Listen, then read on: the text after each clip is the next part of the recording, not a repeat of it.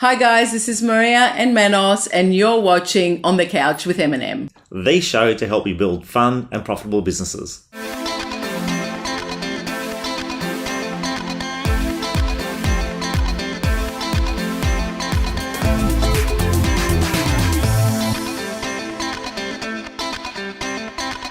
Hi guys, and welcome back to On the Couch with M&M. Joining us again once more, third week in a row.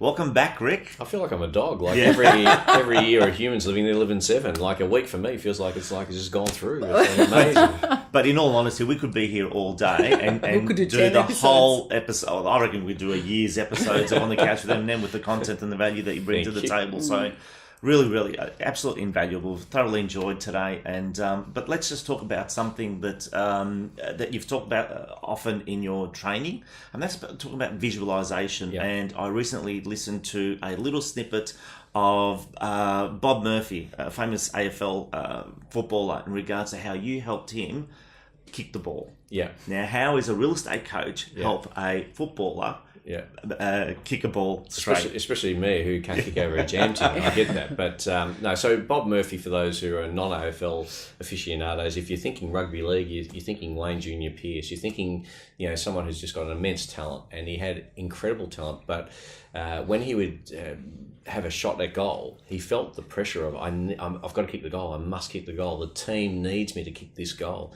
And what he'd do is, he'd end up, his last communication with himself before he actually went through the act of kicking the ball would be, whatever you do, don't miss the goal. And as we know, and all of the psychological sort of training and or programs that are out there in this day and age, the brain doesn't understand do or don't do, it just understands the dominant thought. So he had to rewire himself a little bit. So the professional coaches he was around that had played the game would say, well, count the steps, just have a counting routine going in your head. He would walk back, count the steps, come in and kick the ball into the man on the mark, because he was just counting steps instead of actually playing the game. My view on him was that he would be a very natural individual who, if you could put him in if you put the cook in the kitchen, they just bake. So what his coaches wanted him to do was to follow a recipe. He didn't have a recipe, he just baked by touch and feel. Yeah. So in NLP language, neuro-linguistic programming, he'd be very kinesthetic, very touch and feel. So what happened was he was just distraught with the whole thing, felt the pressure every time he was kicking a goal, came up to see me, he said, mate, you don't get how challenging this is for me. And I'd known him since he was like, my first sort of interaction with him at his club, the Western Bulldogs, was in 2003. So this is 2006, so 3 years after we'd had our first sort of coaching sessions. And, I just asked him to picture what it was like for him as a young boy growing up a day at the beach. And he just got there so simply. He'd close his eyes and he'd visualise. We'd be on a couch like this and he would just visualise. He could feel the sand under his feet. He could hear the sounds kind of, but not really. What he did though, he never heard the waves crashing on the ocean, but he felt them touch him. He could feel the salt in the water on his skin. He was I'm laughing, and he breaks out of his visualisation and says, what's going on? I go, as I thought, you're very kinesthetic. So, feel the ball. Once you feel the ball, you'll know that you're holding a ball. Then you go, how do you kick the ball? Well, it's just by touch and feel. So he went back and tried it straight away at training, felt it very comfortable. That next game, I watched that game from a coach's box and just saw him have a shot for goal on a very tight angle. And I just said, get set up now for the centre square. This is all going to happen. And they're saying, it's a pretty tough angle. He's been kicking poorly. I said, it's all over. Don't worry. I could see because he'd gone through his routine, his new routine. He just he kicked the ball, didn't even look at it, just started running off, signalling that it was a goal to get into the centre. And he just knew. And so he was away. So all he did there, Manos, was he practiced what we all know. The brain loves seeing an expectation if you want a preview of the movie you're about to see. Now, a lot of people, unfortunately, they're running sort of these, I guess, movie previews that are horror movies. And your brain will deliver them to you. Exactly. Because your subconscious mind is like a small child. They follow us around and they want to please us. It will do whatever you tell it to do, your subconscious mind. So whatever the movie is that we're playing, we will. It will manifest. It will manifest, Well, I learned this from a guy called Dr. Dennis Waitley, wrote a great book called The Psychology of Winning. Yeah. And I think last time I saw that on Amazon, I think you could get it for $4. It was like the cheapest purchase of all time. And I gave it to a good friend of mine who's a very good athlete, and he just said, mate, this stuff's gold. Where do I watch this guy's TED Talk? I said, this was done very analog, mate. This was back. This was written and recorded on cassette tape I said, you'll have to Google what that even looks like. But he'd worked with the US Olympic track team. He'd worked with Carl Lewis. What a lot of people don't know, before the Olympic Games where Carl Lewis was winning gold medal after gold medal, he'd twinged his hammy in the lead up to that. So they couldn't let him do a lot of running. You couldn't get miles into his legs because he put more strain on his hamstring. So Waitley would bring him into a room, dark room, get him to sit on a couch, visualise, going through his warm-up, visualise going to the starting block, how are you feeling, can you hear your heart rate, away you go. They have him hooked up to all the sort of measuring instrumentation that now measures like heart rate and, all the stuff that GPS is doing for a lot of athletes, modern athletes. And they would watch him go through this rehearsal, and in his brain, he'd been running the race. So he got to the Olympic Games with this mental fitness, wow, but hadn't actually run the miles in his legs. And Waitley would simulate the start of the gun, and he wouldn't move off the couch, but he'd run the race. And then he'd flow through the finish line. He would sort of, do the warm down.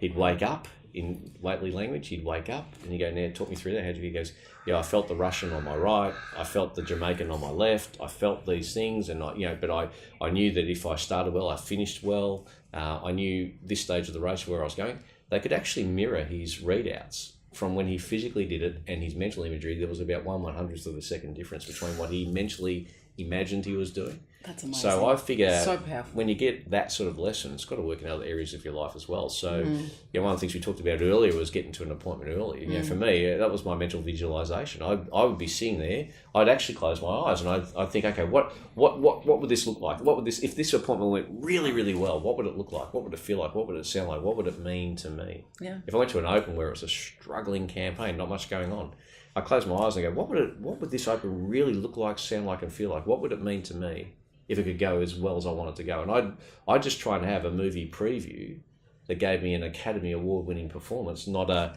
horror movie and no one shows up and you're going to have to pretend that someone come through to then let the owners think that someone came through. Yeah. And I'm thinking, the owners are across the road anyway watching, like, how dumb are we in this business sometimes? Let's just be authentic and go, let's just say there's no one there or there is someone there, but let's be ready. So I think as we prepare in the rehearsals, how we perform on the day, so when the curtain draws back, we want to give an absolute performance that's, in line with our thinking, and it all starts, stops and ends with our visualization, the ability to, professional golfers I've worked with, I get them to visualize the shot before they play it, and you see them on the TV camera, it goes straight in there. They're closing their eyes. You spoke about Aaron Bradley off camera, so let's talk about Aaron Bradley. Aaron Bradley, who was he was a young guy who won 2 Australian Opens before he was 21. Hadn't played the game before he was 15. His coach at the time said, mate, I know you're working with him in his mental gymnastics, but he's got to understand you just don't win, Australian Opens before you're 21. He's got a goal to win an Australian Open before he's 21. And I said, well, whatever you do, don't tell him that, because he's got that goal and he wants to do it. Yeah. And he was right. He couldn't win one. He won 2. But what Aaron was very good at was he was very good at visualising what he wanted to do, and then he would visualise it before he'd do it. Then he'd walk up and do it. So he had one of the best putting techniques on what is now the USPGA Tour, but before he even went there.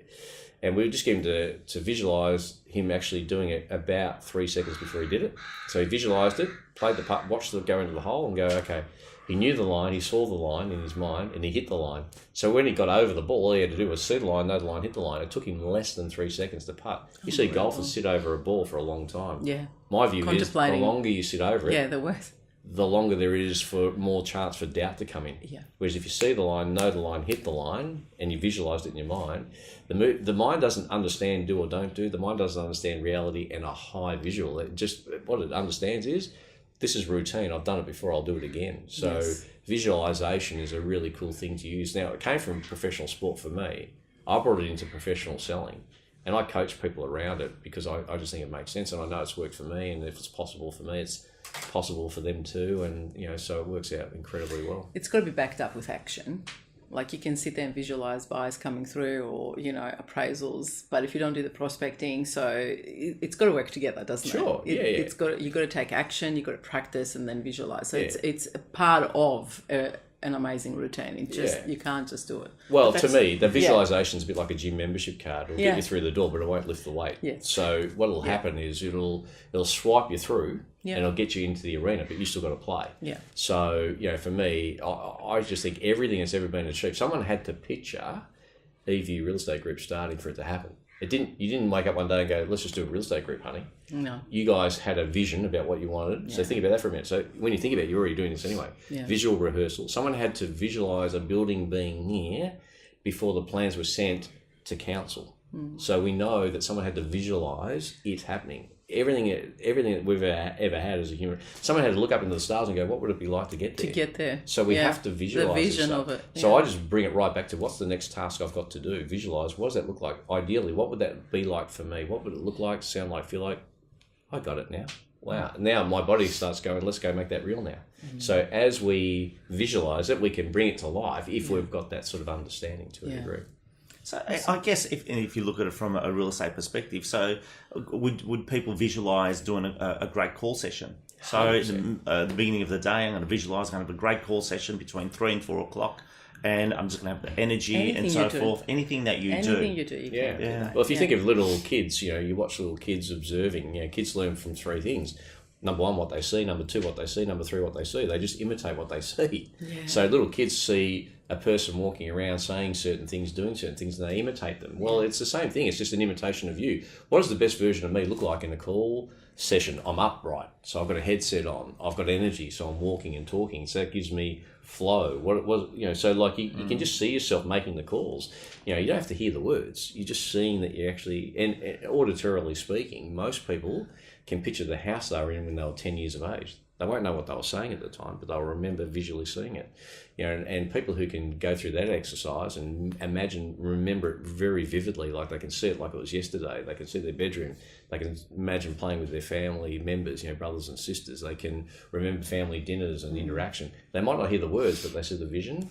We're vision animals, realistically. We are designed. That's why we can do an open at 10 to 10:30 in the morning, get your names and numbers. Don't see you again to our last open in the afternoon, 4 to 4:30. See you walking up the path. They go, this is that couple again. What's their name? And they go, because I'm really, really good with faces, but I'm shocking with names. So we visually retain information. So it's like, hey, you guys. Good to see you again. Look at you, stranger. Hey, I'm going to get a restraining order on you two before the end of today. Anyway, look, I've got to get you to register in on this house again, just for this one. And that's right, yeah, Maria. Man, of course, yeah. And I might not see you for another 2 days and I don't remember your name again. I remember the face. So we're very good at visually retaining information. That's why visualisation That's why we remember houses as well. That's right. You remember the house. Exactly. And then you go, the vendor. I can't remember her name, but I remember that floor plan. It was really how it flowed off this room here and how we retain information. That's really what it is. Awesome. So anyway, hopefully that helps, I guess.